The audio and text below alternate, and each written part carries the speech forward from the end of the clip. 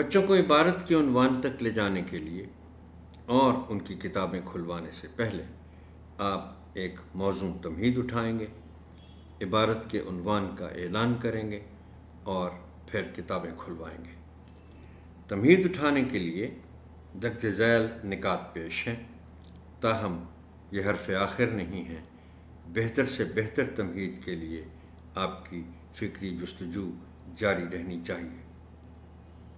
محترم ٹیچر، میں آپ سے ہر باب کی اس سٹیج پر یہ گزارش کرتا ہوں، اور آپ شاید یہ محسوس بھی کرتے ہوں گے کہ ہر باب کی تمہید کے سلسلے میں ہمیں یہ کہا جاتا ہے کہ یہ حرف آخر نہیں ہے۔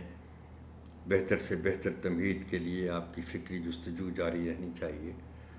تو گزارش میری یہ ہے کہ آپ فکری جستجو کیا کریں واقعی، یعنی تمہید کے لیے میں جو سوالات یہاں لکھتا ہوں آپ انہی پر اکتفا نہ کیا کریں، بیٹھ کے خود سوچا کریں کہ کیوں نہ اس سے بھی بہتر تمہید اٹھائی جائے، اور یا تو ان سوالات میں اضافہ کیا جائے، کچھ اور سوالات لکھے جائیں، شامل کیے جائیں،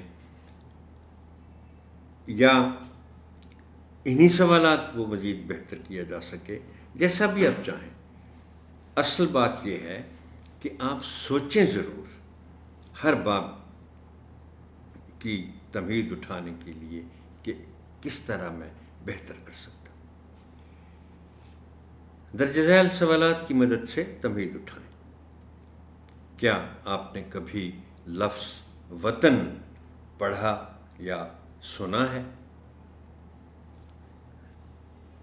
کیا آپ نے لفظ ملک پڑھا یا سنا ہے؟ کیا آپ نے کبھی کوئی ملی یا قومی نغمہ سنا ہے؟ ہو سکتا ہے یہاں اگر بچے خاموشی کا مظاہرہ بھی کریں تو آپ ان کو بتائیں کہ ایک عام نغمے اور ملی یا قومی نغمے میں فرق کیا ہوتا ہے۔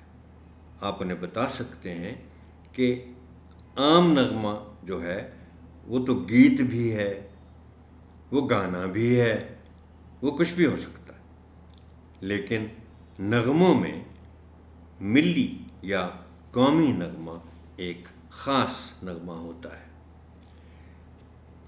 دنیا بھر کے لوگ اپنے اپنے وطن سے پیار کیوں کرتے ہیں؟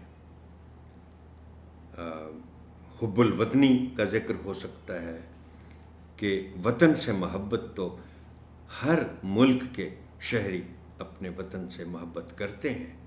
کیوں کرتے ہیں؟ یہ آپ بچوں سے سوال کریں گے اور اس میں پھر اپنا حصہ بھی ڈالیں گے کہ کیوں اپنے وطن سے پیار کیا جاتا ہے۔ پھر آخری سوال ہے کہ آپ کے وطن کا نام کیا ہے؟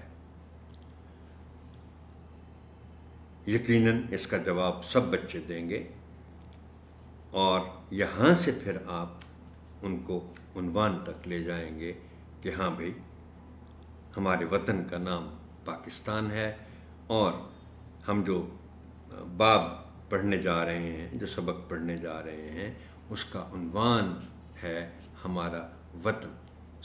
درجہ بالا سوالات پر مبنی گفتگو کے نتیجے میں بچوں کو باب کے عنوان تک لے